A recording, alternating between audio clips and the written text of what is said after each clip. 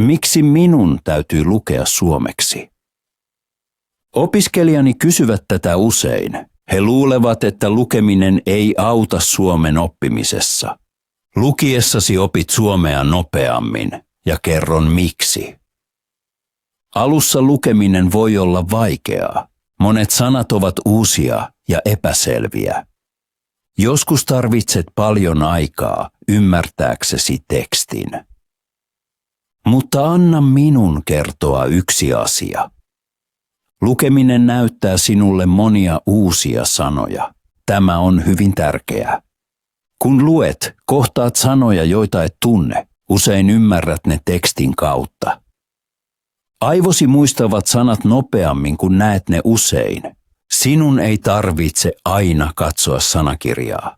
Jotkut sanat tunnistat heti. Jotkut opit, kun olet nähnyt ne 3 kertaa. Jokaisen kirjan kanssa opit enemmän. Sanavarastosi kasvaa pala palalta. Monet sanat toistuvat tarinoissa. Näin opit ilman stressiä. Uudet sanat helpottavat puhumistasi. Voit tarkemmin ilmaista, mitä tarkoitat. Myös kuunnellessa tämä auttaa. Ymmärrät ihmisiä nopeammin. Sanat ovat kuin pieniä rakennuspalikoita. Vähillä palikoilla voi rakentaa vähän. Monilla palikoilla voi tehdä paljon. Lukeminen antaa sinulle nämä palikat. Se on avain suomen oppimiselle. Lukeminen tuottaa iloa ja motivaatiota. Se tuo joka päivä uusia sanoja. Kun tunnet sanat, opit myös säännöt paremmin. Lukeminen parantaa kielioppiasi. Näet säännöt suoraan teksteissä. Huomaat, miten sanat yhdistyvät. Aivosi tallentavat nämä mallit automaattisesti. Näin opit kieliopin ilman paljon harjoittelua. Lukemisessa löydät monia esimerkkilauseita. Jokainen lause näyttää, miten käyttää sanoja oikein. Näet usein saman säännön. Sinun ei tarvitse opetella ulkoa, pääsi muistaa ne. Kun luet tarinaa, opit aikamuodot. Tunnistat, miten kirjoitetaan menneisyys, nykyaika ja tulevaisuus. Näet, miten verbejä muutetaan. Myös artikkelit opit näin. Nopeasti huomaat, milloin käytetään se, sen tai sitä. Ajan myötä tulet varmemmaksi. Sinun ei tarvitse toistaa sääntöä mielessäsi. Näet ne lukemisen aikana aina uudestaan.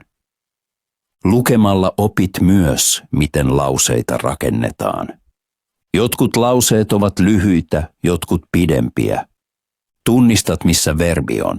Huomaat, miten sanat sopivat yhteen. Kun luet paljon tekstejä, kielioppituntosi vahvistuu. Tarvitset vähemmän miettimistä puhuessasi tai kirjoittaessasi. Säännöt ovat jo tallennettu päässäsi. Lukeminen auttaa myös prepositioiden kanssa. Nämä sanat ovat usein vaikeita, mutta tarinoissa näet ne aina oikeassa yhteydessä. Luet esimerkiksi talossa tai pöydällä. Näin opit muodot oikein, ilman pitkiä taulukoita.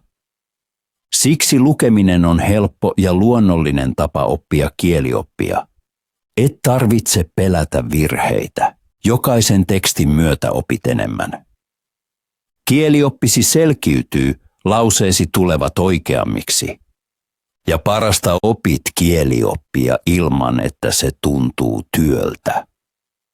Lukeminen tuo ideoita omaan kirjoittamiseesi. Kun luet paljon, näet miten muut ilmaiset ajatuksiaan. Näet mitä sanoja he käyttävät ja miten rakentavat lauseita. Pääsi tallentamaan nämä esimerkit. Myöhemmin voit käyttää niitä omiin teksteihisi. Näin ajatustesi kirjoittaminen helpottuu. Usein on vaikeaa löytää ensimmäinen lause. Mutta kun olet lukenut paljon, ideat tulevat nopeammin. Muistat sanat ja ilmaisut, jotka olet lukenut. Sitten voit käyttää niitä omassa tekstissäsi. Lukeminen näyttää myös erilaisia aiheita. Dekkarissa opit, miten luoda jännitystä. Rakkaustarinassa näet, miten kuvata tunteita. Matkakertomuksessa luet, miten esittää paikkoja ja ihmisiä. Kaikki tämä antaa sinulle ideoita omiin teksteihisi. Voit kokeilla ja muuttaa tyyliäsi.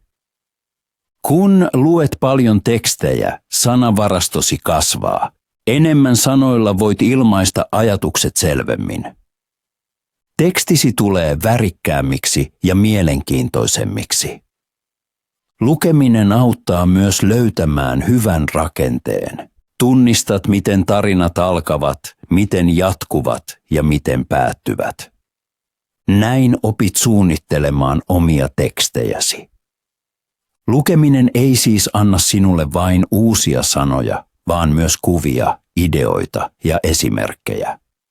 Se näyttää, miten muut kirjoittavat ja vahvistaa omaa kirjoitustasi. Mitä enemmän luet, sitä helpommin oma tekstisi syntyy. Mutta tiedätkö, mikä on vielä parempaa? Lukeminen tekee sinusta varmemman puhujan. Kun luet paljon tekstejä, näet sanat ja lauseet aina uudelleen. Aivosi muistaa nämä mallit automaattisesti. Myöhemmin kun puhut, oikeat sanat tulevat mieleesi nopeammin. Sinun ei tarvitse pohtia kauan, mikä muoto tai sana sopii. Lukeminen antaa sinulle laajemman sanavaraston ja enemmän sanoilla puhut paremmin. Voit ilmaista ajatuksesi selkeämmin ja löytää moniin tilanteisiin sopivat sanat. Lukiessasi kuulet kielen päässäsi. Näet, miten lauseet kuulostavat ja miten sanat yhdistyvät. Näin harjoittelet myös oikean rytmin löytämistä. Kun puhut, muistat nämä rakenteet. Voit käyttää niitä miettimättä paljon. Lukeminen näyttää myös sanontoja ja kiinteitä ilmauksia. Nämä auttavat puhumaan luonnollisemmin. Kun tunnet tällaisia ilmaisuja, kuulostat sujuvammalta ja varmemmalta. Lisäksi lukeminen tekee sinusta rohkeamman. Tiedät, että osaat paljon sanoja. Tämä tunne antaa sinulle itseluottamusta puhuessasi. Mitä enemmän luet, sitä helpompi on keskustella muiden kanssa. Olet rennompi, koska sinulla on paljon sanoja ja lauseita päässäsi. Lukeminen on siis hiljaista harjoittelua hyvälle puhumiselle. Lukeminen edistää oppimistasi enemmän kuin mikään muu. Jos haluat kehittyä, lukemista ei voi ohittaa. Lukeminen antaa sinulle sanoja, kielioppia ja monia esimerkkejä. Pääsi imee kaiken, vaikka et heti huomaa. Joka kerta, kun luet tekstin, harjoittele tiedostamatta. Näet, miten sanat sopivat yhteen ja miten lauseita rakennetaan. Tämä auttaa sinua puhumisessa, kirjoittamisessa ja ymmärtämisessä. Muutkin menetelmät ovat hyödyllisiä. Voit tehdä harjoituksia, kuunnella tekstejä tai puhua ihmisten kanssa. Mutta lukeminen tuo sinulle enemmän, koska saat paljon tietoa lyhyessä ajassa. Yhdessä kirjassa voit nähdä tuhansia sanoja. Tunnistat säännöt suoraan tekstissä ilman kuivia taulukoita. Aivosi tallentaa ne toiston kautta. Lukeminen näyttää, miten kieli kuulostaa oikeissa tilanteissa. Tarinat, lehdet tai blogit tuovat sinulle kieltä, kuten sitä oikeasti käytetään. Opit paitsi sanat, myös oikean sävyn. Näin suomesi kuulostaa luonnollisemmalta. Toinen etu on, että voit lukea missä tahansa. Et tarvitse opettajaa, kurssia tai kumppania. Voit itse päättää milloin ja kuinka kauan luet. Tämä tekee sinusta itsenäisen. Jokaisen sivun myötä tietosi kasvaa. Jos luet säännöllisesti, huomaat, että muut asiat muuttuvat helpommiksi. Kielioppiharjoitukset käyvät järkevämmiksi, koska tunnet säännöt jo. Keskustelut helpottuvat, koska pääsi on täynnä sanoja. Kirjoittaminen muuttuu helpommaksi, koska tunnet monia esimerkkejä. Siksi lukeminen on vahvin moottori oppimisellesi. Ei ole nopeampaa tapaa.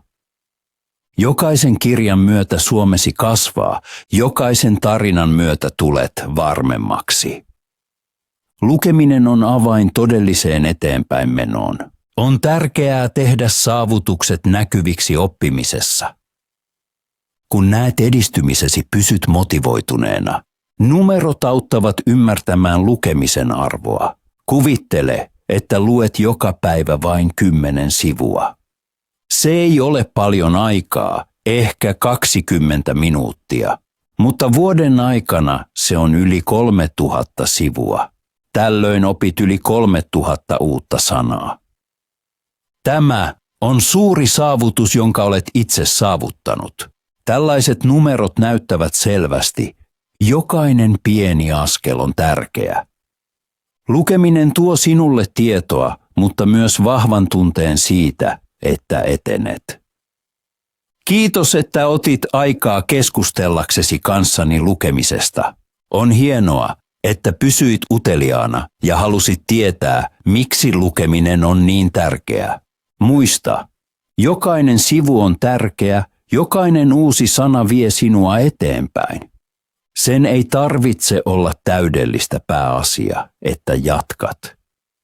Älä ota liikaa paineita, vaan näe lukeminen kauniina ja jännittävänä asiana.